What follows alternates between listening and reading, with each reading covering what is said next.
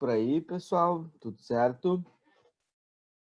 Esperando vocês entrarem, me dando um bom dia aí para saber se está tudo bem.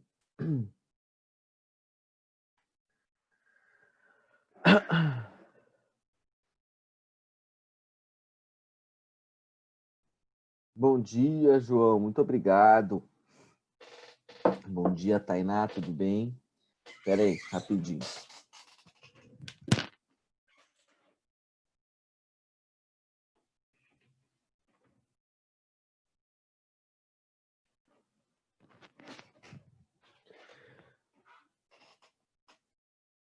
Bom dia, Bárbara. Bom dia, Caxambu. Bom, galera, vocês já sabem, né? Nosso objetivo dessa semana é a gente corrigir a prova de diagnóstico da semana passada. E aí, já de cara, eu queria saber de vocês, o que vocês acharam da prova da parte da geografia da minha parte ali. O que vocês acharam? Difícil, médio, fácil? Alguma questão com inconsistência de gabarito? Se vocês tiverem alguma coisa para falar, podem falar aí, enquanto eu abro a prova aqui para a gente poder trabalhar ela.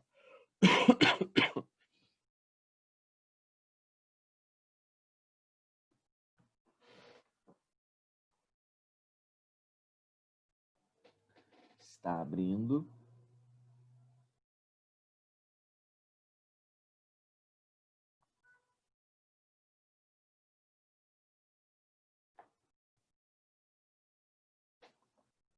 Bom, pelo visto, então, foi de boas, né? Bom dia, Dado, tudo bom? Pelo visto, então, foi de boas, já que ninguém teve... Pelo menos ninguém relatou aqui ter inconsistência de gabarito, ninguém falou da dificuldade da prova, então... Vamos tocar a ficha aqui e vamos corrigir essa prova, então. Então, vamos lá, vou compartilhar minha tela 2 com vocês. Aí está aparecendo. Sempre lembrando, né? Tô de olho no chat, qualquer coisa que vocês precisarem, só avisar que a gente dá um jeito de esclarecer, tá? Bom, galera, essa prova diagnóstico 2, como a gente sabia já, ela é uma prova que trabalhava somente, né, as questões que envolviam o livro de número 2. E no livro de número 2 a gente ficou até agora há pouco, até a última aula que a gente teve, em uma matéria que era geomorfologia, né? Então, todas as questões que eu trouxe nessa prova aí são questões que envolvem a geomorfologia. E aí, depois que a gente voltar do nosso recesso, a gente vai dar início a uma matéria nova, né? Bom, então a prova diagnóstico 2 de geografia, né, começava aí com uma questãozinha de geologia, né, pessoal? Observe um infográfico sobre o ciclo das rochas e, com base nas informações e nos seus conhecimentos, analise as afirmativas que seguem. Então, o ciclo da rocha, né? Uma das formas de a gente entender o ciclo da rocha. Então, né, pessoal? Rocha magmática, vamos lá, um magma se resfria, se transforma em rocha magmática. Se a rocha magmática sofrer erosão, transporte, ela vai gerar os sedimentos, e esses sedimentos, se forem cimentados, compactados, né? Ou seja, deixa eu pegar o laser aqui para ficar mais fácil de enxergar. Aqui, laser. Bom, se esses sedimentos forem compactados e cimentados, ou seja, sofrerem diagênese, eles viram rochas sedimentares, né? Uma rocha magmática, se sofrer uma variação de pressão, vira uma rocha metamórfica. Então, ele trouxe essa noção aqui para nós, justamente para a gente ter uma ideia de que todas as rochas, né, podem se transformar em todas as rochas, existe um ciclo entre elas. Bom, eu já tá o gabarito ali embaixo, esqueci de tirar para mostrar para vocês, mas enfim. As rochas, bom, você já sabe o gabarito, né? As rochas magmáticas podem se formar lentamente no interior da crosta terrestre, pela solidificação do magma, sendo chamadas assim, então, né, de rochas magmáticas intrusivas ou plutônicas, né? Deixa eu pegar aqui a caneta para poder escrever. Então, a letra, desculpa, o número 1, né, traz uma afirmativa correta. As rochas magmáticas podem se formar lentamente no interior da crosta terrestre pela solidificação do magma. E aquelas que se formam dentro da crosta, a gente chama elas de intrusivas ou plutônicas. Aquelas que se formam fora da crosta são extrusivas ou vulcânicas, que é o caso do basalto. Nessa número 1 aí, eu descrevi para vocês a rocha que é o granito, né? Beleza, então a 1 tá verdadeira. 2.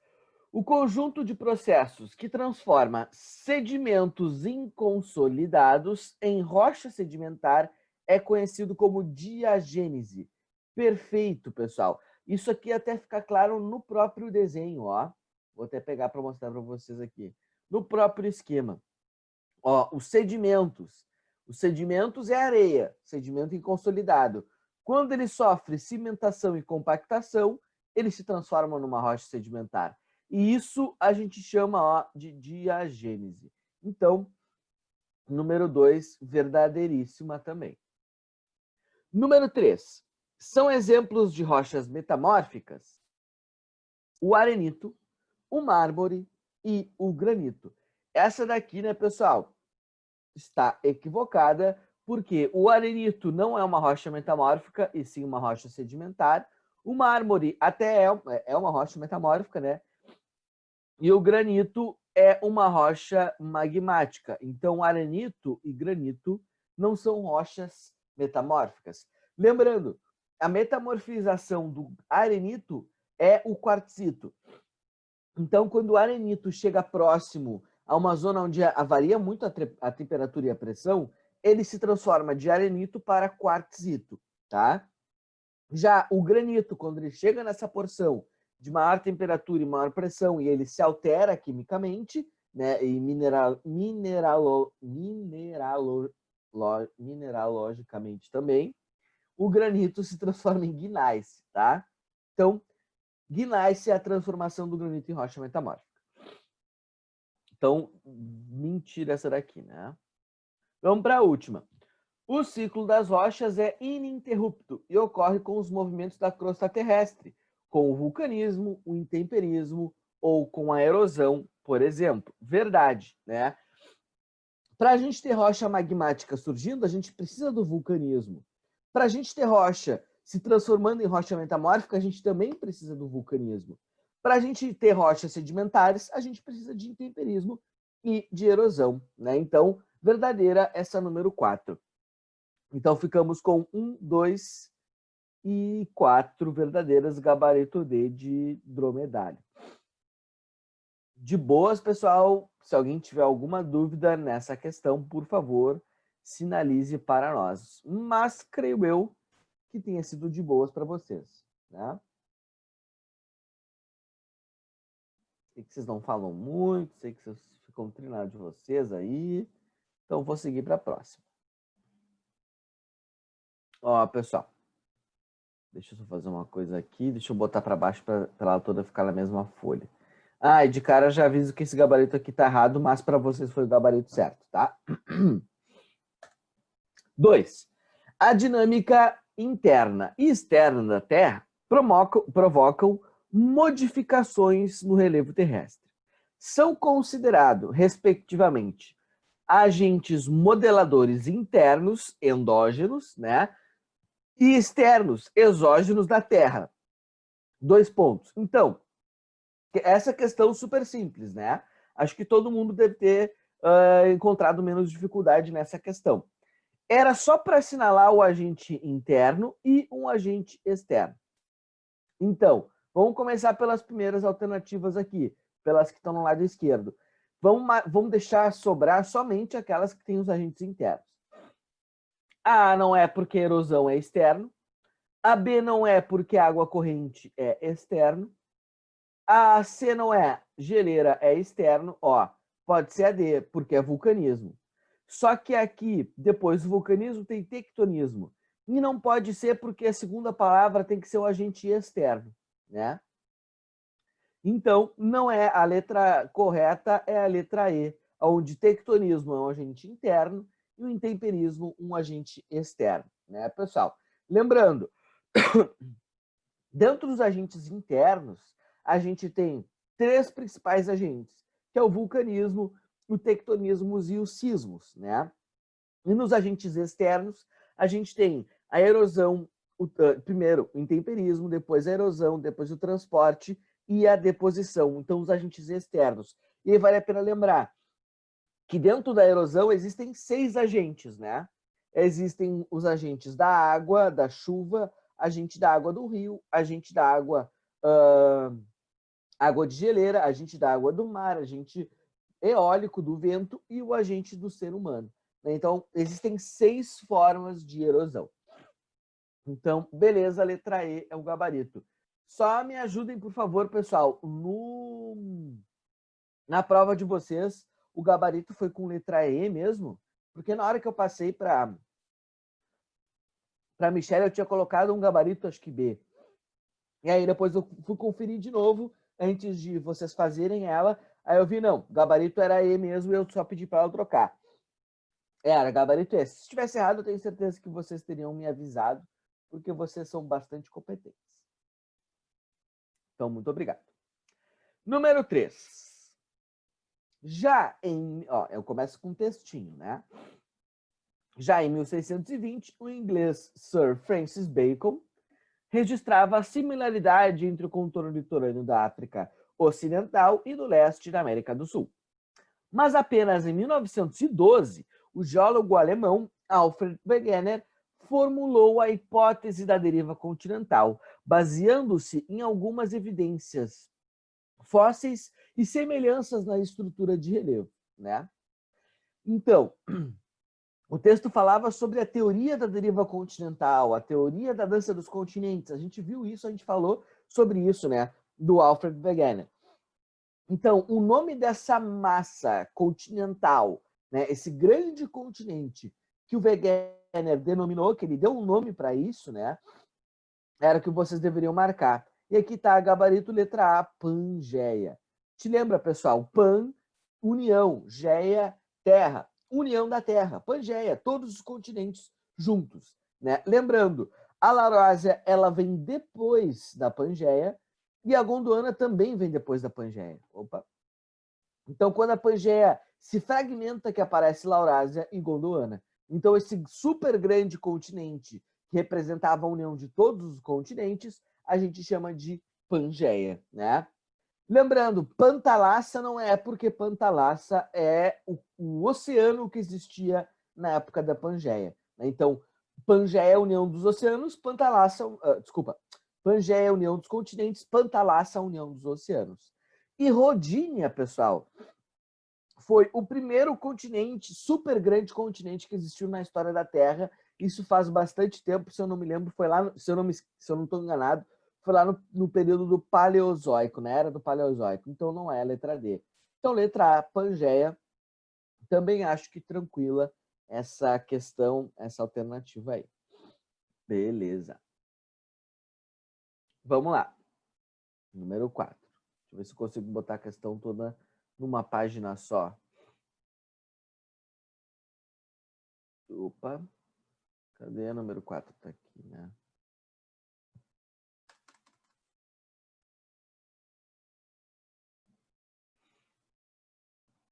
Aí ficou tudo numa página só. Número 4. Leia o fragmento da notícia e observe o mapa abaixo. Terremoto do Nepal desloca Monte Everest em 3 centímetros.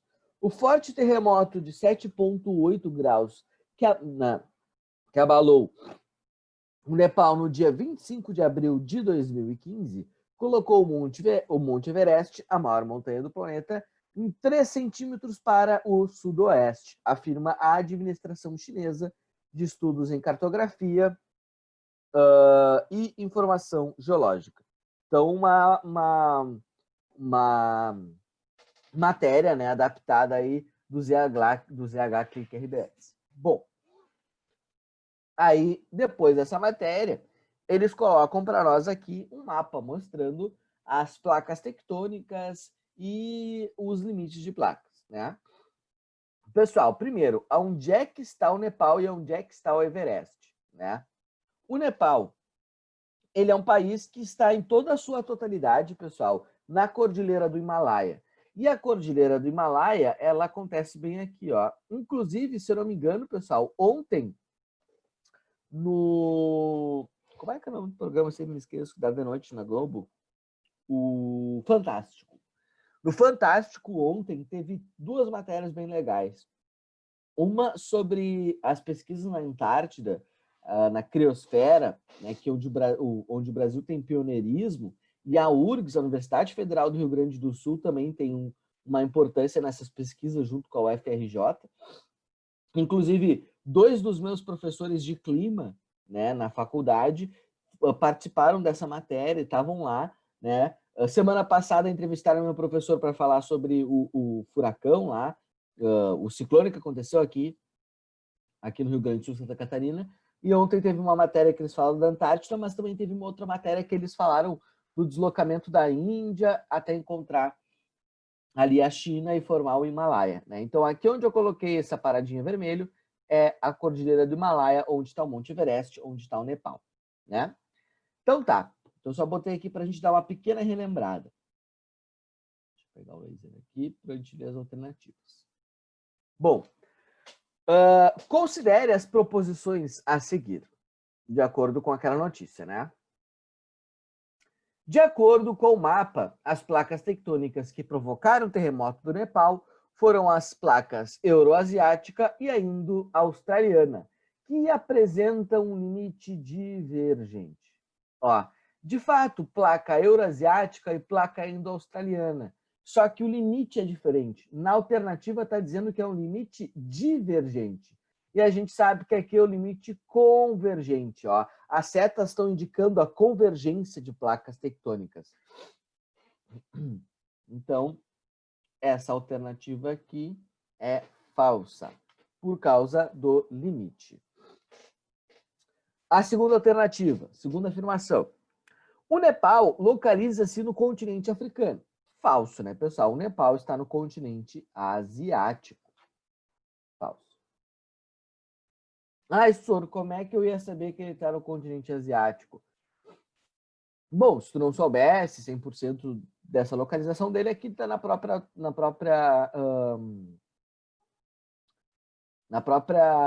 notícia que ele coloca, ó, a administração chinesa de estudos de cartografia, então é algo de respeito à China também.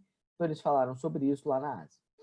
Deixa eu pegar aqui para anotar. O maior número de fossas abissais ou oceânicas situa-se na dorsal mesoatlântica. E aí, pessoal? O maior número de fossas abissais ou fossas oceânicas está na dorsal? Não está na dorsal, né, pessoal? Não está. Por que que não está? Essas fossas, elas aparecem... Essa eu fiquei em dúvida. Essas fossas, elas aparecem na colisão de placas. Quando duas placas colidem, que a gente forma a fossa. Quando as placas se separam, a gente tem a formação de um Rift Valley e depois a formação de uma dorsal mesoatlântica, tá? Então, as fossas abissais, não. As fossas abissais a gente encontra em colisão de placas tectônicas. Falsa essa alternativa. Falsa. Fossa abissal é em colisão de placas que envolvem placas oceânicas, tá? Daqui a pouco, de repente, eu posso abrir o slide para a gente dar uma relembrada. A penúltima alternativa. As placas tectônicas se deslocam sobre a astenosfera e provocam a deriva continental verdadeiro. Né? As placas tectônicas se deslocam sobre a astenosfera, sim. E provocam a deriva continental, sim. Sem nenhum problema. Ela não disse o que provoca, não falou das correntes de convecção e tal, mas não falou nenhuma mentira. E a última. Países como Nepal, Japão e o Haiti, que sofrem intensamente com exatamente Caxambu, Oceano e Oceânica formam as fossas abissais. Como, por exemplo, o encontro que forma lá o Japão, onde tem as fossas das Marianas, é o encontro de placa oceânica com placa oceânica, né? E o encontro de uma placa oceânica com uma placa continental, nós temos exemplos aqui na América, que é a formação de uma cordilheira, a Cordilheira dos Andes, porém também vai ter a formação de uma fossa, que é a fossa do Peru e a fossa do Chile. Então as fossas estão na colisão de placas. Vou voltar a ler a última aqui que eu me perdi. Países como o Nepal, o Japão e o Haiti, que sofrem intensamente com terremotos, estão preparados para enfrentar esse fenômeno natural. Isso decorre do nível de desenvolvimento desses países e de suas condições econômicas, que possibilitam investimentos em pesquisas no setor da construção civil, de treinamento da população, nos equipamentos para revisão de tremores, na manutenção de cientistas e entre outras precauções. Isso, pessoal, seria maravilhoso se isso tudo fosse verdade, mas infelizmente é falso, né? Pessoal, o Japão, tudo bem, ele até deve ter tudo isso, mas o Nepal e o Haiti, pessoal, de jeito maneira.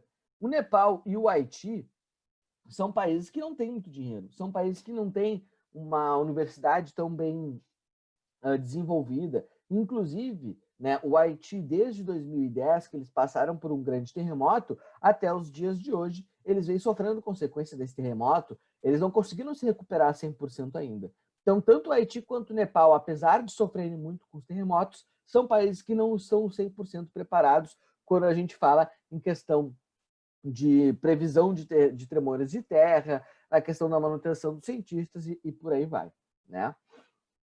Então, gabarito letra D de dado, falso, falso, falso, verdadeiro, falso. A única verdadeira era essa daqui, de que as placas tectônicas deslocam sobre a estenosfera. Então, aqui nós tivemos uma questão um pouquinho mais difícil, uma dificuldade mais elevada em relação às outras que a gente fez até agora, né? Essa é a questão de número 4. Beleza? De repente, eu vou fazer uma coisinha aqui para dar uma pequena relembrada. Ó. Só vou abrir aqui rapidinho.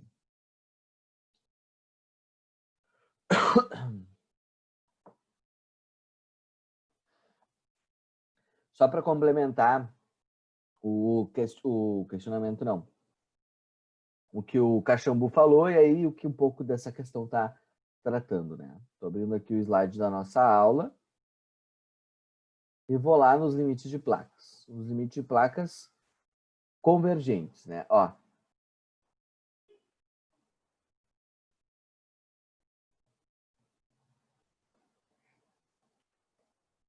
Ó. Quando a gente tem colisão de placas, né?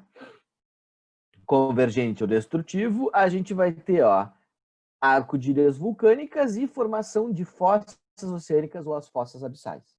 Mesma coisa, oceânica com continental forma uma cordilheira e forma uma fossa oceânica, uma fossa abissal. Temos a representação aqui da fossa do Chile, do Peru, e aqui a representação da fossa do Japão, onde a gente tem a fossa das Marianas, né? No limite convergente, que envolve duas placas continentais, a gente não vai ter fossa daí porque não tem formas do oceano, só formas do continente. E aqui, quando eu falei da divergência, ó, a divergência vai formar a dorsal meso-oceânica e o Rift Valley quando ela acontece no continente. Então, fossa oceânica é no limite de colisão de placas, tá? Então, só para dar uma pequena relembrada aqui, coisas que a gente observou nas nossas aulas.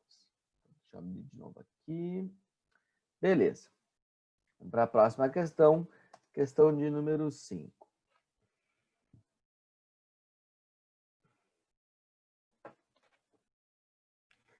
Então, questão de número 5, pessoal. Sobre as placas tectônicas, leia as seguintes afirmações. Nossa, foi mal, aí foi um erro de escrita meu. Leiam as seguintes afirmativas a seguir.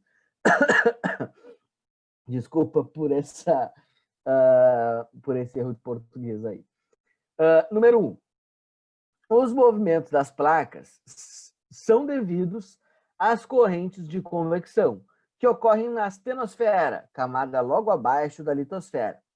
As correntes de convecção são causadas pelo movimento ascendente dos materiais mais quentes do manto, em direção à litosfera, que ao chegar na base da litosfera tende a se movimentar lateralmente e perde calor por causa da resistência desta.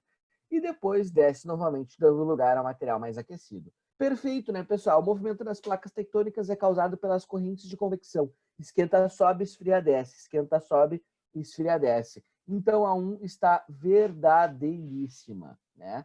Acho que, vou aproveitar que eu estou com o slide aberto aqui, vamos ver se eu coloquei alguma coisa a respeito disso para vocês. Acho que não está aqui. Acho que está aqui. Peraí, vou abrir.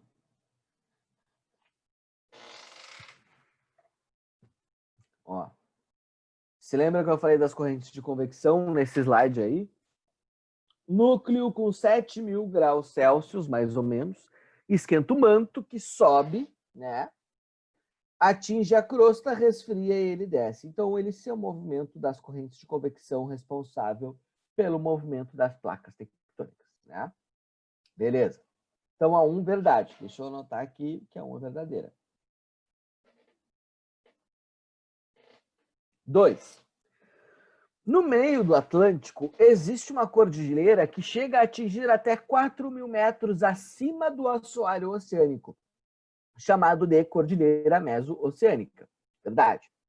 Essas cordilheiras se originam do afastamento de placas tectônicas, nas chamadas zonas de convergência. Isso tudo aí que essa questão falou é verdadeiríssimo, né, pessoal?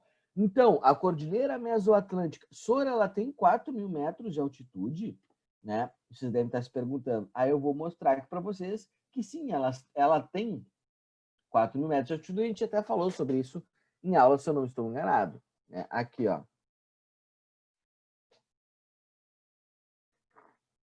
Ó. Cordilheira Dorsal Mesoatlântica, né? As altitudes médias acima de 4.000 metros e uma zona de separação de divergência entre placas tectônicas, tá? Beleza. 3. Outro tipo de movimento das placas tectônicas acontecem nas chamadas zonas de convergência, onde as placas colidem uma na outra. Até aí verdade, né? Nesse caso, pode acontecer de uma placa afundar sobre a outra, né? O que chamamos zonas de subducção.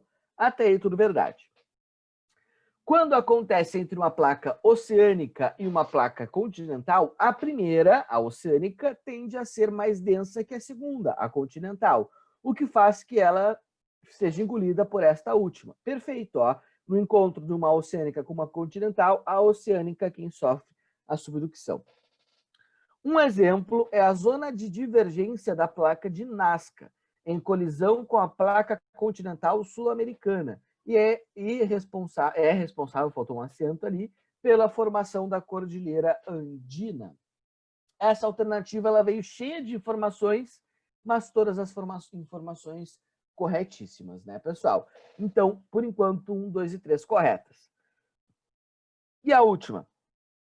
Quando um movimento de divergência ocorre entre duas placas continentais de igual densidade, ocorre o soerguimento de cadeias montanhosas como o Himalaia, por exemplo, que está na zona de divergência das placas continentais euroasiáticas e a arábica. O que está errado nessa alternativa? A divergência, né, pessoal? Não é divergência, é convergência. Então, aqui o limite está errado.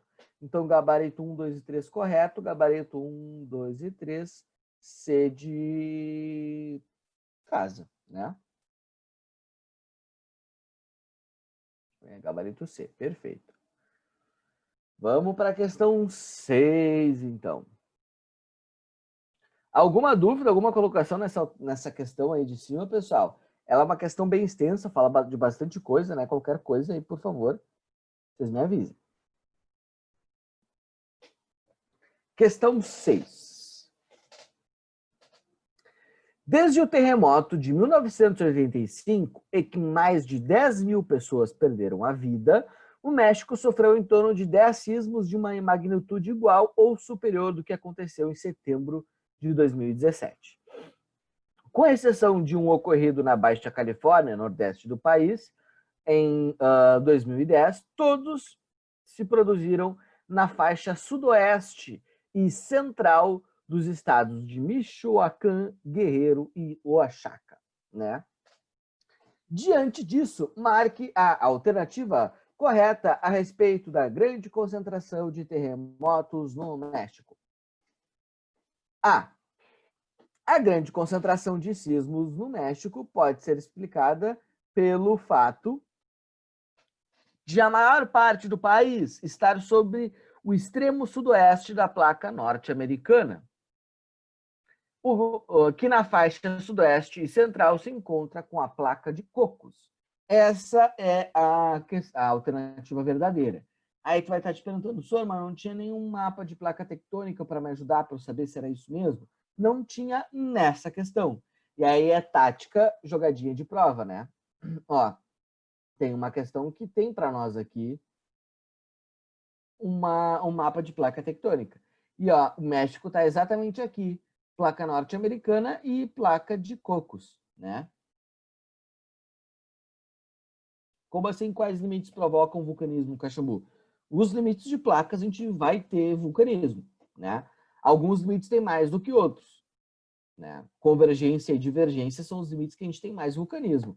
Tanto que aqui, ó, no limite divergente está cheio de vulcanismo, né? Bem como no limite convergente, aqui 80% dos vulcões e dos terremotos acontecem no círculo do oceano, no círculo do fogo do Pacífico, né? Isso, dali. Então, ó, a placa de Cocos ali, né? Pessoal, essa tática aí, essa forma que eu mostrei para vocês aí da gente descobrir uma dica na prova, né? Vale para geografia em todas as provas que tu fizer, tá? Se às vezes na questão que estão te pedindo, te solicita um mapa, né, ou alguma coisa de localização que tu não sabe na tua cabeça, folheia a prova e procura que na URGS com certeza tu vai achar o mapa, né?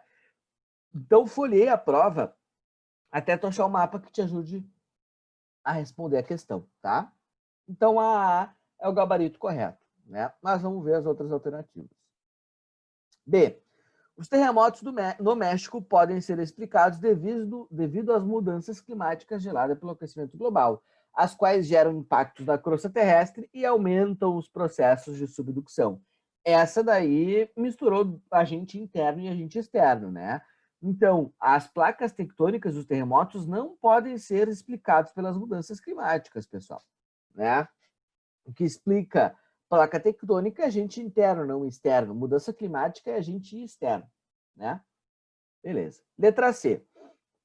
O México possui grande número de sismos por causa das correntes marítimas, cujos movimentos alternam a estabilidade das placas tectônicas e, consequentemente, intensificam a ocorrência de terremotos. Não, pessoal. As correntes marítimas não vão ter capacidade de gerar tremores de terra como dos terremotos. Elas não têm a capacidade de movimentar a crosta terrestre, né? Mar, corrente marítima, agente externo. D. Não há explicação científica para o número elevado e a intensidade de terremotos no território mexicano, pois a situação geológica do país é similar à do Brasil, país que não possui sismos significativos ao longo de sua área. Pessoal, se essa alternativa fosse verdadeira, né, todas as nossas últimas 3, 4 aulas a gente não precisaria ter tido, né? Então, essa alternativa aí tu joga longe, né? Não há explicação científica para isso, pelo amor de Deus, né? A gente passou 4 semanas trabalhando nessa ideia, não tem como dizer isso, né? Então, totalmente errada essa questão, essa alternativa aqui. Letra E. A teoria das placas tectônicas é a mais aceita para explicar os terremotos no México e em outros países. Essa teoria também explica a grande concentração de petróleo em território, mais para baixo aqui, mexicano, que fez do país, em 2016, o maior prospector dessa fonte de energia na América Latina. E aí, o que está errado nessa aí? Que não é o México o país que tem a maior prospecção de petróleo na América Latina. O país que tem a maior quantidade de petróleo na América Latina é a Venezuela, não é o México. Apesar do México ter petróleo, sim, ele tem, mas não é o que mais tem na América Latina. A Venezuela é o país que mais tem petróleo no mundo e na América Latina também, né? Perfeito. Então, letra A de amor é o gabarito. Questão 7. Vamos fazer essa questão 7, daí a gente faz o nosso intervalo, tá? Então, vamos para a questão 7 aí. Os agentes externos desgastam, destroem e reconstroem o relevo, modelando a superfície terrestre numa ação denominada erosão. Relacione as colunas ligando o tipo de erosão às características, informações correspondentes. E essa daqui, bem específica, né? Bom, forma com ação construtiva ou de acumulação as restingas, os recifes e, como ação destrutiva ou desgaste, provoca as falésias. Pessoal, restinga e recife formas, né, do litoral. E no litoral a gente sabe que tem um mar. E a gente sabe que a falésia é uma forma de relevo promovida, né, esculpida pelo mar. Então, erosão marinha, o número 4 para essa aqui. Então, número 4. O mar é quem forma falésias, tá? Beleza? A segunda. Deixa eu só riscar aqui, tá? Peraí. Então, a marinha já não precisa mais, já foi. Segunda. Torna mais intensa sua ação sobre solos sem cobertura vegetal. Seu tipo mais agressivo forma as vossorocas, que resultam em prejuízos às lavouras. Te lembra, quem é que vai agir mais sobre um solo exposto, sobre um solo sem cobertura vegetal? A chuva, né, pessoal? Número 5, a erosão pluvial. É responsável por formar as vossorocas, as ravinas, os deslizamentos de terra, né? Então, número 5, a erosão pluvial. Corta aqui, então. Vamos lá. É responsável por escavar o leito, modelando vertentes e formando vales. Transporta materiais de grandes altitudes e distâncias, originando planícies e deltas. Ó, forma um vale, né? E ainda forma planícies e deltas. Pessoal, isso é o rio. Te lembra? O delta é uma forma de foz do rio, né? Uma foz do rio ela pode ser em delta ou em estuário, então isso está relacionado ao rio, que é a erosão fluvial, né? Número 2 aqui. Então o rio forma vale em V e as planícies e os deltas. A penúltima ali. Atua principalmente nos desertos e nas praias, onde o depósito de materiais resulta na acumulação típica de areias móveis, denominada de dunas. Pessoal, no deserto e na praia, né, tem muito vento, né? E as dunas são uma consequência da deposição da ação do vento. Então, o vento, a eólica número 1 aqui para nós. 4521, 4521, né? E a última ali. Atua em regiões de altas latitudes, ou seja, lá nos polos, ou de altas montanhas, ou seja, no topo das montanhas, né? E ao longo de eras geológicas, sua ação forma os fiordes. As morainas são ações típicas dessa forma de erosão. Ele está te falando aqui erosão glacial ou erosão glaciária, né? Número 3. Então, essa questão temos como gabarito verdadeiro o gabarito de letra D de dromedário, né? Então, pessoal, 45213, 45213. Alguém ficou com alguma dúvida aí nessa questão? Alguém ficou com alguma dúvida nessa daí? Ó, enquanto eu dou tempo para vocês escreverem, eu vou abrir aqui rapidinho a nossa aula sobre isso. Ó, os agentes exógenos, né? A gente falou bastante sobre isso, né, pessoal? Slide por slide. E aqui nesse é o final do slide aqui que a gente tem, ó, aquele resumão importante, né?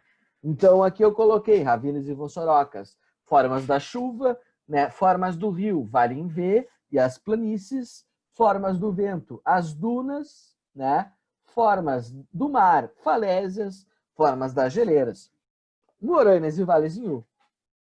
Então aqui, nesse slide, tu conseguiria utilizar ele para responder aquelas alternativas ali, tá? Então, o número 7 é isto. Pessoal, vamos para o nosso intervalo, então, tá? São 10h03 agora, 10h04. vamos fazer o seguinte, 10 e 20 a gente volta, tá? 10 e 20 voltamos, que ainda falta 8, 9, 10, 11, 12. Faltam 5 questões aí para a gente ver. Não, faltam 6, porque eu acho que são 13, né? Isso, faltam 6 questões para a gente ver que são 13, tá? Então, vamos para o nosso intervalo. Daqui a pouquinho a gente volta. Se ficou alguma dúvida, se quiser relembrar alguma coisa e passar pela tua cabeça agora aí durante o intervalo, manda mensagem, avisa que a gente resolve, tá? Então, vou parar de compartilhar a tela rapidinho aqui. E daqui a pouco estamos de volta, tá, pessoal? 10 e 20, estamos voltando para terminar a correção do simulado, tá? Então, bom intervalo e até daqui a pouco.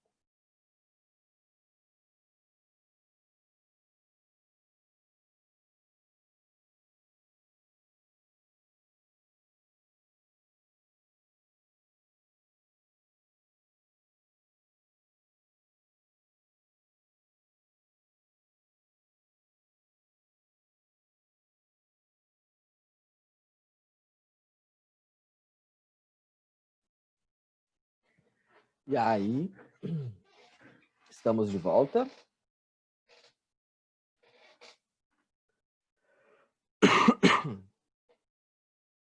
Enquanto vocês me confirmam se vocês estão de volta. Estou projetando a tela aqui. Abrindo o chat. Só para complementar a tua dúvida, Cachambu, que eu esqueci de falar ali antes, que tu perguntou sobre os limites que provocam o vulcanismo, né? Além dos limites convergente e divergente e tal, é importante destacar também que tem aquele tipo de vulcanismo diferenciado que acontece lá no Havaí, que é o tipo de vulcanismo de hotspot, né? Então vale a pena destacar isso, que tu perguntou dos limites que provocam o vulcanismo, e também tem um tipo de vulcanismo que aparece no meio de placas tectônicas, né, que não está envolvido com os limites, que é o tipo de vulcanismo chamado de hotspot, que é o caso do Havaí, né? Então, só para deixar esse registro aí, tá? Então, vamos retomar aqui a nossa correção para a gente seguir em frente e finalizar ela. Bom, número 8. Essa questão aqui. Deixa eu pegar o laser aqui.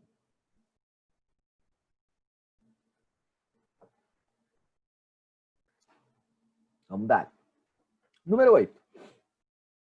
São formas do relevo mais ou menos planas ou suavemente onduladas, em geral, de grande extensão, e que o processo de deposição de sedimentos supera o processo de desgaste.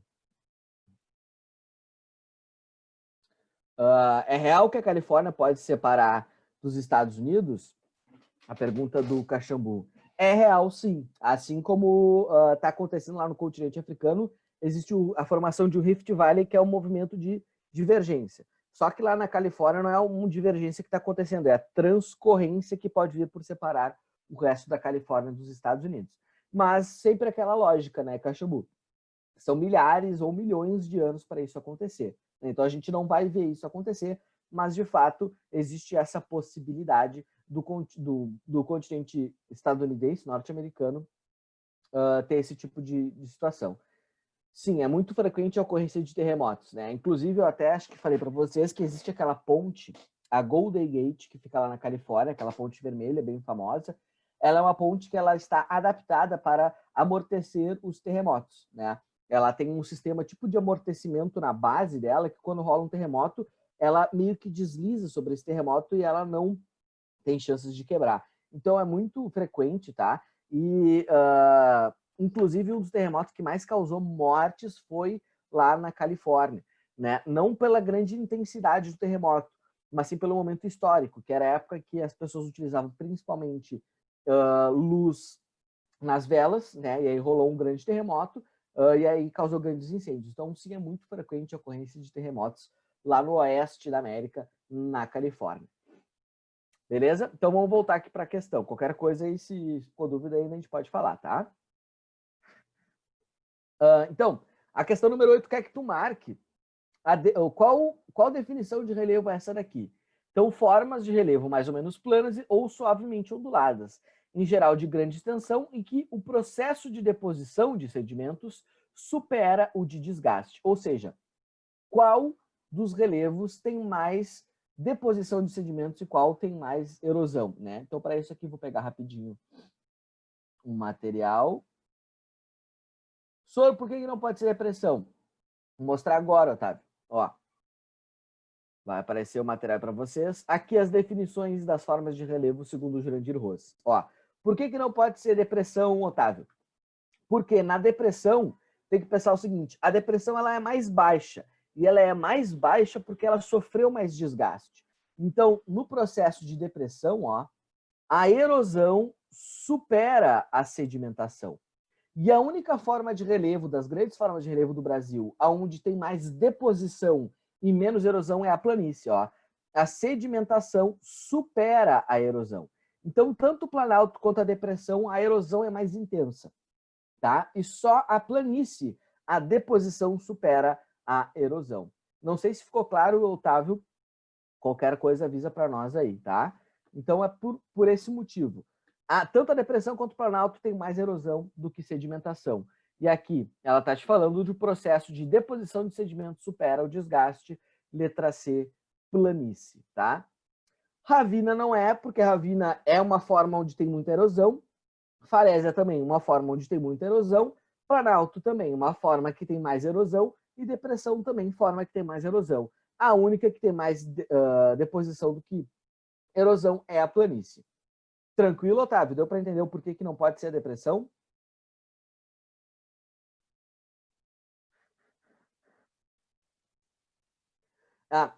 Entendi a tua lógica. Mas olha só, imagina o seguinte. Quando acontece muita erosão, a gente vai ter duas formas de relevo. Quando a gente tem uma rocha resistente, ela resistiu à erosão, quer dizer que a erosão ainda está acontecendo, é um planalto. Só que tem uma rocha que é menos resistente. E por ela ser menos resistente, a erosão ela é mais efetiva. E aí, de tanta erosão que ela sofreu, ela foi sendo rebaixada, tá? Por exemplo, aqui no Rio Grande do Sul, a nossa depressão ela é drenada por um grande rio, que é o Rio Jacuí. E o Rio Jacuí ainda está erodindo, tá? Então, os processos de erosão são mais evidentes, são mais fortes na depressão, por isso que é mais baixo. Inclusive, essa erosão vai deixando exposto, né, alguns fósseis e combustíveis fósseis que foram criados há muito tempo atrás. Então, há muito tempo atrás, aquele negócio foi criado, ficou guardado lá embaixo, e de tanta erosão que foi sofrendo aquele lugar foi aparecendo, foi aflorando. Então, a erosão ela acontece tanto no Planalto quanto na depressão. Beleza, vamos para 9 aqui. Eu vou baixar 9 para ela ficar numa página só. Dale. Bom, seguinte. As duas notícias abaixo se referem a eventos geológicos recentes envolvendo placas tectônicas. Notícia 1. Um forte terremoto de 8,4 graus abalou na quarta-feira a região central do Chile, segundo o Centro Sismológico Nacional da Universidade do Chile, CSN. O tremor balançou prédios, provocou um alerta de tsunami e deixou a população em pânico. Né? Então, uma notícia de 2015. Notícia 2. O Nepal foi atingido neste sábado por um terremoto de magnitude 7,8, o mais devastador no montanhoso país asiático com 81 anos, ou em 81 anos, deixando mais de 1.900 mortos e de 4.700 feridos no país. Notícia também de 2015. Então, considerando seu conhecimento sobre o assunto, analise as afirmativas que seguem. O movimento de placas tectônicas que se referem às notícias 1 e 2 é conhecido como movimento convergente. Verdade. Tanto o Chile quanto o Nepal estão nos movimentos convergentes. A diferença entre um e o outro é que o Chile está no limite convergente entre uma placa oceânica e uma placa continental. Então, uma oceânica e uma continental colidindo forma a cordilheira dos Andes, onde está o Chile. Já no caso do Himalaia, onde está o Nepal, são duas placas continentais. E aí formou o Himalaia. Tá? Então, vale a pena destacar a diferença entre eles. Na notícia 1, o movimento é convergente. Na notícia 2, o movimento é divergente. Mentira, né? Os dois são convergentes. Nas duas notícias, o movimento de placa é divergente. Mentira. A gente acabou de ver que os dois são convergentes. 4. Em movimentos convergentes, as placas tectônicas se colidem, chocam, e em divergentes, elas se afastam. Verdade. Essa aqui é um pouco mais tranquila, né? Então, 1 e 4 são os gabaritos, são as verdadeiras, letra B, o gabarito de boteco, né? Então, beleza, feita essa questão aqui. Prova da URGS gosta de cobrar esse tipo de questão, tá, pessoal? Então, fica a dica aí de estar antenado. Geralmente eles trazem uma notícia e em cima da notícia eles exploram alguma matéria da geografia. Vamos para a 10 aqui. Vamos deixar a 10 toda numa página só. Espera aí, deixa eu mandar tudo lá para baixo.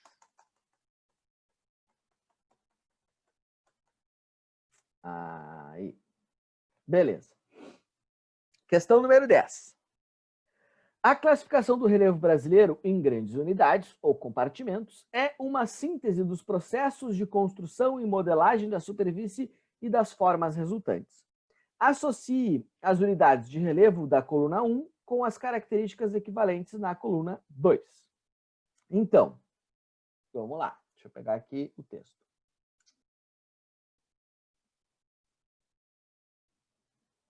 Cadê? Aqui. Vamos lá. Áreas rebaixadas, geradas pelo desgaste erosivo de manchas rochosas menos resistentes. Em geral, constituem-se por bacias sedimentares. Ó, pessoal, área rebaixada que já sofreu muita erosão. Ele está te descrevendo aqui, número 2, depressão. Né? 2, depressão. Assim, a gente vai ficar entre o gabarito B e D. Né? Mas vamos aqui para a próxima. Bacias de sedimentação recente, formadas por deposições do período quaternário, cujas superfícies apresentam-se planas, né? E ainda em processo de consolidação. Ó, falou sedimentação, ou seja, está chegando sedimentos. É plano, né? Então, nós temos aqui a descrição do que é uma planície, número 3. E a última. De modo geral, caracterizam-se com relevos residuais e suas estruturas rochosas oferecem maior resistência à erosão, que é justamente o planalto. Então, o planalto, ele é alto. Ah, senhor, como é que o planalto é alto se ele sofre muita erosão? Porque a rocha que forma ele é uma rocha resistente. Então, sobrou um resíduo dela e deixou esse planalto de pé. Agora, se essa rocha não é resistente, ela vai ser totalmente rebaixada, né? Pela erosão, e aí a depressão é o resultado disso. Então, 231, letra D de dromedário, tá? Então, essa questão número 10 aí, falando sobre a questão das formas de relevo, tá? Deixa eu pegar a borracha aqui. Vamos para a próxima. 11. Ó, essa é uma questão que trabalha o Rio Grande do Sul, tá? Deixa eu botar toda ela numa página só. Deixa eu subir aqui a 10. Vamos só analisar toda a 11 aqui. Ó, analise o mapa do Rio Grande do Sul. Eu fiz uma reedição de uma questão que já apareceu na prova da URGS com essa questão aí, tá? Então, a gente tem aquelas formas de relevo do Rio Grande do Sul, né? Número 1, número 2, número 3, número 4, número 5. Eu vou até botar aqui do lado para vocês quem é quem nessa história. A número 1, ó, pessoal, é o Planalto Uruguaio Sul Rio Grandense. Esse é o número 1, o Planalto do Sul, o Planalto do Pampa, feito de rocha cristalina, né? Número 2 é a planície litorânea, né? Toda essa região do litoral. Número 3 é a depressão central, né? Onde a gente encontra os fósseis. O número 4 é o Planalto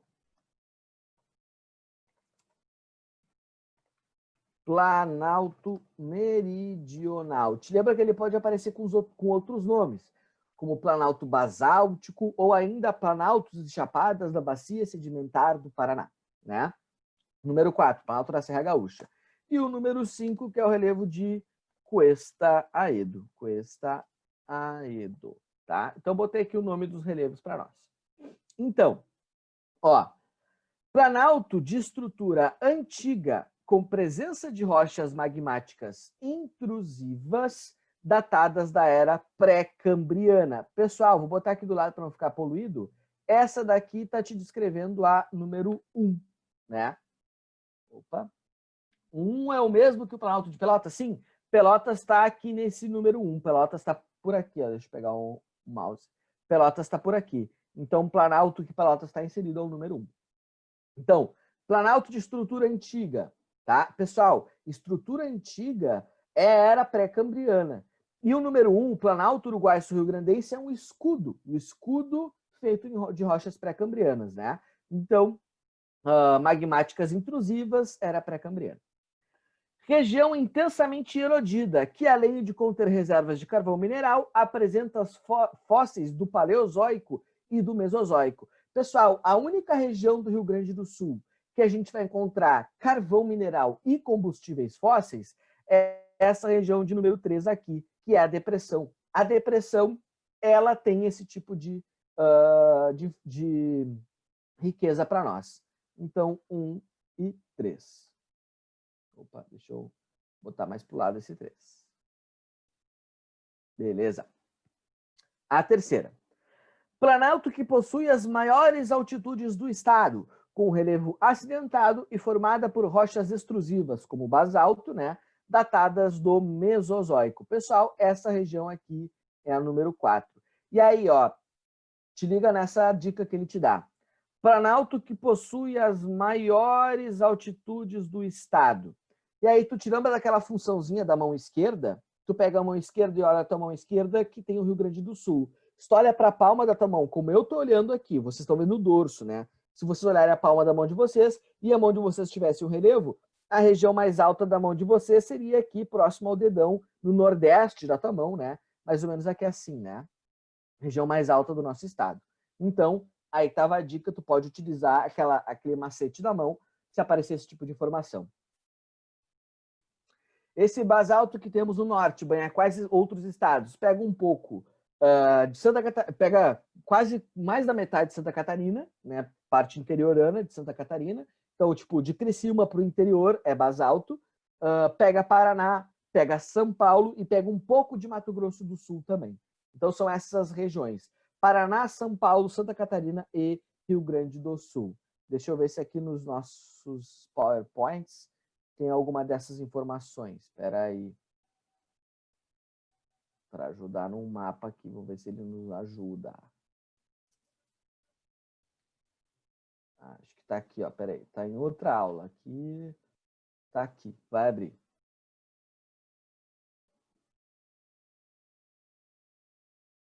Aqui, ó. Ó, se estende por essa região toda o basalto, ó. Pega um pouquinho de Minas Gerais, um pouquinho de Goiás e quase nada do Mato Grosso, né? Mas principalmente São Paulo, Paraná, Santa Catarina, Rio Grande do Sul, Mato Grosso do Sul e por aí vai. Então, esse é o mapa que representa para nós onde teve esse derrame de lava. Não te esquece que ainda aparece em Torres aqui no Rio Grande do Sul, tá? Beleza. Deixa eu diminuir. Perfeito. Vamos para outra aqui, ó. Região com relevo plano e com presença de depósitos sedimentares inconsolidados da era Cenozoica. O relevo mais recente do nosso estado, a planície litorânea, né? Número 2. E a última, região de relevo composto por pequenas ondulações, com um lado mais íngreme que o outro, atingido por uma intensa erosão no solo chamada de arenização, que é o relevo de Cuesta Aedo, né? Então, 1, 3, 4, 2 e 5, esse é o gabarito. Ficamos com 1, 3, 4, 2 e 5, letra D de dromedário de novo, né? Então, aqui está a letra D nessa questão. Beleza, pessoal? Acho que beleza, então. Ó, essa questão aqui, nível mais hard, né? Essa daqui, se vocês acertarem, vocês se dão bem no dia da prova. Ó, faltam mais 2 questões aqui. Deixa eu botar tudo ela numa página só. Número 12. Acho que dá até para dar um zoom para ficar mais fácil de enxergar. Ó, Número 12. A respeito da história geológica da Terra, assinale a alternativa correta.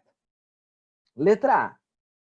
A era pré-cambriana é marcada pela origem das rochas mais antigas do planeta, verdade, e pela ausência total de vida, mentira. O erro dessa alternativa é dizer que existe uma ausência total de vida, tá, pessoal? Aqui está o erro. Pessoal, as rochas mais antigas são do pré-cambriano, sim, são os escudos, tá? Mas a gente não tem ausência total de vida, né? Na era pré-cambriana que a gente tem os primeiros indícios, as primeiras formas de vida, né? E aqui, ó, para ajudar vocês a entender essa questão. Te lembra, a vida ela surge na água, né? Justamente nessas regiões aqui. Deixa eu só pegar aqui, ó. Ó, era do pré-cambriano, em vermelho. Ó, formas primitivas de vida, tá nessa parte em vermelho, é quase um laranja, né? Então, forma da formação da Terra, rochas mais antigas e formas primitivas de vida. Então, existiam algas e bactérias, né? Formas de vida não tão complexas como nós temos hoje. Mas a vida ela surge no pré-cambriano. Mas a vida ela tem uma explosão mesmo na era do Paleozoico, tá? Mas já existe vida na era pré-cambriana. Beleza. B. Durante a era paleozoica, é registrado o surgimento de estruturas geológicas como os escudos cristalinos, que atualmente são muito explorados para a extração de minerais metálicos. Pessoal, tirando a era, né, de formação, tá tudo certo. O escudo cristalino, né, pessoal, é formado na era pré-cambriana e não paleozoica, tá? Então, o erro da letra B é essa. Letra C. Na era mesozoica, temos o início da fragmentação da Pangeia, formação de bacias sedimentares e a presença de animais como os dinossauros. Verdadeiríssimo. Esse aqui é o gabarito, né? Na era mesozoica, pessoal, que a gente vai ter, né, aquela ideia da Pangeia. Deixa eu ver se eu acho aqui aquele mapinha da Pangeia para a gente olhar junto. Ó, aqui. A fragmentação da Pangeia na era mesozoica, né? Ela começa a se formar, a se fragmentar, ó. Triássico, Jurássico e Cretáceo são períodos da era mesozoica. Então ela se fragmenta já exatamente nesse período, que é o período em que os dinossauros vivem aqui na Terra. Letra D. Durante a era Cenozoica temos a formação de dobramentos modernos. Verdade? Como o Planalto das Guianas. Mentira. Esse é o que desconsideramos essa alternativa. O Planalto das Guianas, pessoal, não é um dobramento moderno. O Planalto das Guianas é um escudo cristalino. Te lembra? O Brasil não tem dobramento moderno. O Brasil é só bacias e só escudo cristalino. E o Planalto das Guianas faz parte do Brasil, então não é um dobramento moderno. Eu tenho sedimentação do Paleozoico? Tem. Né? Bacias sedimentares, creio, essa seja a tua pergunta, né? Então, bacias sedimentares, a gente tem do Paleozoico, do Mesozoico e temos bacias recentes também do Cenozoico, tá? Então, as bacias sedimentares se formam do Paleozoico para frente. Beleza? Letra E. Os seres humanos surgiram durante a era Mesozoica, porém o domínio da superfície terrestre pelo homem ocorreu na era Cenozoica. Mentira, pessoal. Né? O ser humano ele só vai surgir na era Cenozoica e não na era Mesozoica. Se não, pessoal, a gente teria vivido junto com os dinossauros, né?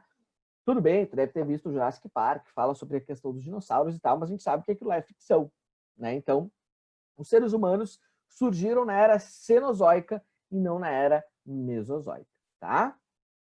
Beleza, então, deixa eu apagar aqui.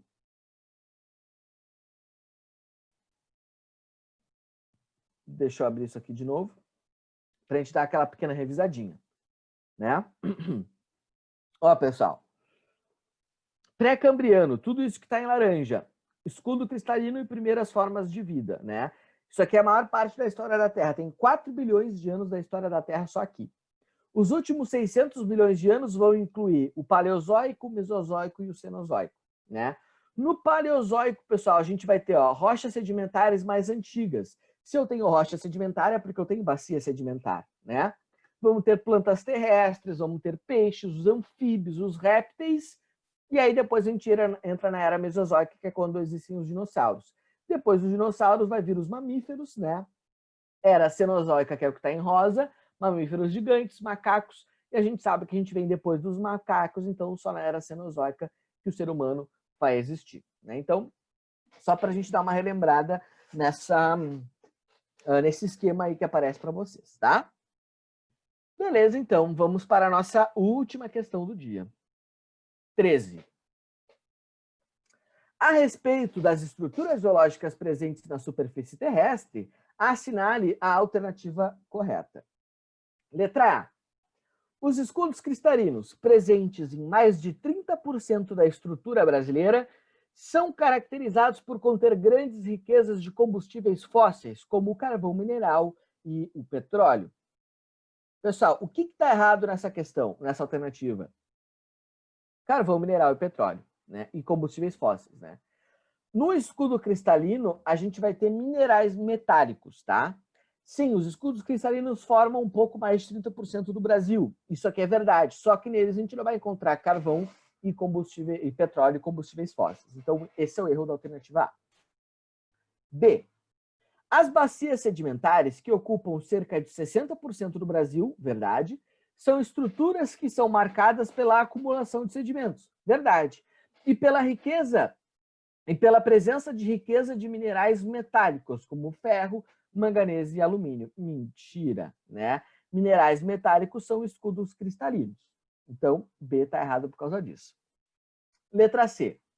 Os dobramentos modernos, ausentes no Brasil, verdade, né? São marcados pela instabilidade do relevo, pois sofrem principalmente a ação dos agentes exógenos de formação do relevo, formados na era Cenozoica. Mentira, ó, pessoal. São os agentes endógenos que mais trabalham nos dobramentos modernos. Não, o dobramento é uma consequência de um agente endógeno. Então, se é dobramento moderno, dobramento recente, está no limite de placas, relevo instável, e não é por conta dos agentes exógenos, e sim dos agentes endógenos, da parte interna da Terra. Então, letra C, temos isso que desclassifica ela. Letra D. As bacias sedimentares são regiões onde há presença de fósseis e aquíferos, que devem ser preservados. Por isso, são pouco explorados para a extração de recursos naturais. Pessoal, o Cenozoico está certo? Sim, está certo. Dobramento moderno é da era Cenozoica, sim. Tá certo. Dobramento moderno é da era Cenozoica para frente. Letra D. Ó, pessoal, o que está errado na letra D? Que a gente explora pouco, tá? Não, a gente não explora pouco. Pô, a gente explora essas regiões, a gente tira carvão, a gente tira, dependendo do lugar, petróleo. Então, não são regiões que devem ser preservadas. Quer dizer, elas devem ser preservadas, mas elas não são preservadas como deveriam, né? Então, a gente existe, sim, exploração de aquíferos, exploração de combustíveis fósseis nas bacias sedimentares, tá? E a letra E, que é o gabarito. Os escudos cristalinos, áreas que são formadas por rochas muito antigas, são marcadas pela presença de minerais metálicos, como ferro e manganês, importantes na economia brasileira. Perfeito, né? O Brasil, pessoal, é um dos países que mais exporta ferro para o mundo, né? Então, o ferro a gente encontra nessas estruturas. Mesma coisa em relação ao manganês, também encontramos nessas estruturas, tá? E os escudos cristalinos formam boa parte do relevo brasileiro, em torno de 36% do relevo brasileiro. Tranquilo, pessoal? Então, nós temos essa correção dessa nossa provinha, dessa nossa prova diagnóstica. Acho que não tem mais. Acabou por aqui. Beleza, pessoal? Espero, então, que a nossa aula de hoje tenha servido aí para tirar as possíveis dúvidas que tenham surgido durante essa prova diagnóstica que vocês executaram, né? Espero que eu tenha conseguido ajudar vocês um pouco. A gente ainda tem uns 10 minutos de aula aí, né? Conseguimos terminar um pouco antes, então, se vocês tiverem alguma dúvida, quiserem discutir alguma coisa, estamos aí para aproveitar esses últimos 10 minutos que nós temos, né? Se quiserem falar também do Grenal, que vai ter quarta-feira aí, né? Estou me preparando para esse dia. Apesar de eu achar que não deveríamos voltar com o futebol agora, eu acho isso um absurdo, né? E ao mesmo tempo não é para se reunir com os amigos, né, pessoal, para ver o jogo. É Grenal e tal, mas vamos se preservar. Até queria compartilhar com vocês uma coisa, então. Eu tenho um grande amigo meu, um irmão, assim, só não é meu irmão porque não é de sangue, que eu conheci ele na época do cursinho pré-vestibular e tal. Até onde eu sei, Otávio, o jogo foi impossibilitado de acontecer em Porto Alegre. Mas eles iam achar uma outra sede para esse jogo. Parece que vai rolar em Bento ou em Caxias. Exatamente. E o melhor de tudo, se tu pega aquele mapa, né, do mapa de risco, né, tu vai ver que toda a metade norte do Rio Grande do Sul está em situação vermelha, bem parecida com Porto Alegre. Os caras são muito sem noção em voltar ao futebol agora. E outra coisa, volta ao futebol, eu tenho praticamente certeza que não vai passar na TV aberta, né? E se não passa na TV aberta, vai causar junção, né, pessoal? As pessoas vão tentar ver em bar, se bar abrir, as pessoas vão se juntar para ver o jogo. Então, eu acho isso uma irresponsabilidade, né? Mas eu queria, como eu estava dizendo, eu tenho um grande amigo meu, só não é irmão porque não é de sangue, mas, enfim, ele é meu amigo há mais de 10 anos aí, e ele mora em Floripa. E eu fui agora no verão, né, nas férias de verão, em janeiro, eu estive lá em Floripa, passei uma semana na casa dele, lá aproveitamos, pegamos umas praias e tal. E sábado retrasado, pessoal, não sei se é esse o último, o outro, esse meu amigo ele foi internado no hospital lá de Florianópolis, tá? Com um princípio de Covid, né? E ele tá desde aquele dia, desde o sábado passado, entubado, respirando pelo oxigênio, né? E ele tá, enfim, com o pulmão bem deteriorado. E ele tem a minha idade, né? Ele é 1 ano mais velho do que eu. E ele está há uma semana já na UTI, sedado e sendo medicado, sendo cuidado, né? Então, isso é para provar, pessoal, que a gente não está livre de nada, né? É a primeira vez que esse vírus, que essa doença chega perto de alguém que eu conheça, assim, de alguém que faça parte da minha rede de contatos, né? Até então, eram números. Obviamente, a gente sabe que cada número que a gente vê, 70 mil mortos e tal, tantas pessoas infectadas, são pessoas, né? Mas é a primeira vez que chegou tão perto de mim assim, eu tô faz uma semana aí nessa expectativa para que o meu amigo melhore. Infelizmente, ele ainda não teve nenhuma melhora considerável, né? Ele está num quadro grave, mas nessa semana que ele teve, ele não teve nenhuma melhora drástica, nenhuma piora drástica, mas ele continua em estado grave desde que ele entrou, né? Então, isso serve de exemplo, né, pessoal, para nós. Não sei se já chegou perto de vocês, algum amigo, algum familiar e tal, mas isso serve de exemplo para ver que a gente não tá livre para isso acontecer, né? E por mais que a gente seja jovem, tudo mais, isso pode nos afetar de uma forma bastante violenta. Então, só queria deixar esse registro, né, para vocês se cuidarem e tal, e que vocês não passem por isso, porque é bem complicado, né? Tem a namorada do meu amigo que eles moram junto lá, ela tá segurando tudo da forma que ela pode. Mas enfim, pessoal, acho que então é isso. Se vocês não têm nada para a gente conversar, nada para perguntar, né? Não tem idade para isso. Pode afetar e vai depender de como é que o corpo vai se adaptar a essa questão. Então, vou seguir nessa próxima semana na expectativa para ver se ele melhora, né? Espero que ele melhore para as coisas meio que voltarem à normalidade, se é que isso será possível, né? Então tá de boas, pessoal? Eu vi sobre isso também. Tem alguns tipos sanguíneos que são mais resistentes, né, Otávio? E eu vi também que, além do tipo sanguíneo, eu lembro qual é a vacina agora, eu ouvi um podcast sobre isso, que pacientes que foram vacinados, não lembro para qual era a vacina, mas pacientes que foram vacinados quando eram pequenos para determinada doença, eles também apresentam uma maior resistência do que pacientes que não tinham sido vacinados por isso. Então, essa grande questão, essa doença nova, né, pessoal? Que a gente está descobrindo tudo agora. E, ao mesmo tempo, as pessoas estão morrendo e estão sofrendo com isso.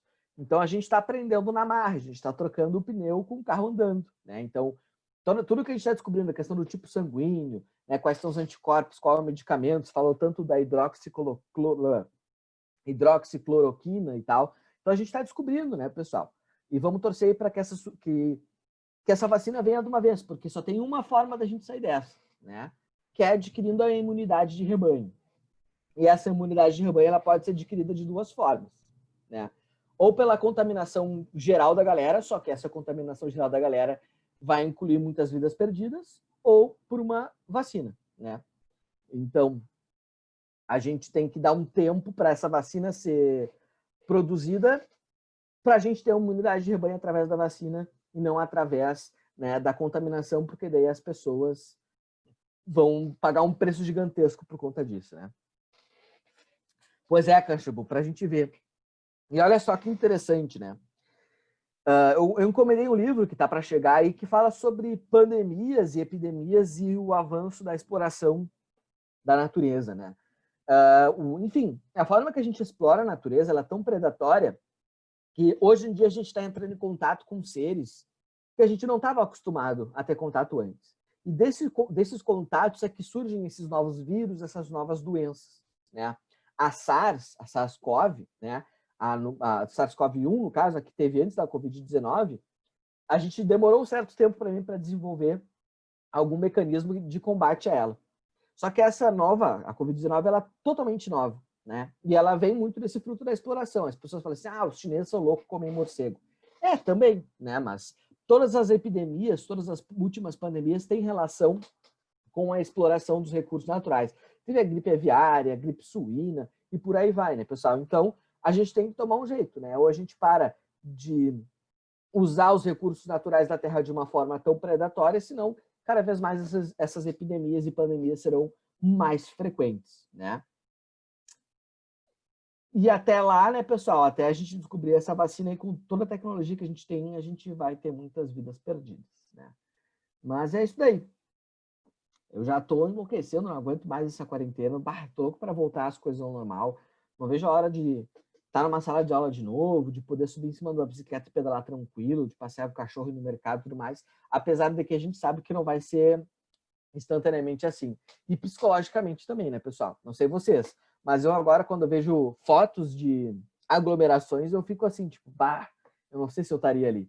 Eu tenho amigos que moram lá na Europa e que lá as coisas também que voltando ao normal, e eu vejo os stories deles no Instagram, deles tomando trago em bar e tal, indo pra praia e pá. E aí eu fico pensando assim, eu não sei se eu vou conseguir fazer isso tão rapidamente agora, logo que a gente voltar, né? Mas enfim. E pior que agora nem o tempo meteorológico ajuda, né, pessoal? Semana passada tava aquela friaca, até que era ok ficar em casa, mas agora com esse calor, com esse sol, a gente sente vontade de dar um rolê de sair, né? Mas vamos se cuidar, vamos ficar em casa. Bom, pessoal, então já que não tem mais dúvidas, eu não vou ficar aqui jogando papo bad vibe para vocês. Então é isso, né? Vou me despedindo de vocês. Sempre lembrando, pessoal, eu estou sempre disponível para vocês, seja pelo Facebook, seja pelo Instagram, né? Qualquer dúvida que vocês tenham sobre matéria, sobre questão, mesmo agora nessa época, nessa semana de recesso que a gente vai ter, sintam-se à vontade, tá, pessoal? Vocês podem, com certeza, perguntar, indagar, seja a hora que for. Se eu ver na hora e não puder responder, não respondo, mas depois eu respondo, tá, pessoal? Então, uma boa semana para vocês de correção de simulados e na próxima semana uma boa semana de descanso para vocês, né? Porque vocês também precisam para depois a gente voltar, né, para o nosso segundo semestre a todo vapor, né, pessoal? E aí voltaremos com matéria nova e tudo mais. É isso então, sem mais nada, é isso, posso ir indo embora. Beleza? Então, muito obrigado pela presença de vocês. Grande abraço, Bárbara, João, Otávio. Uma boa semana. Tchau, tchau, Tainá. Boa semana para vocês. Valeu, dado. Qualquer coisa, me chamem, hein, tá? Não hesitem. Até mais.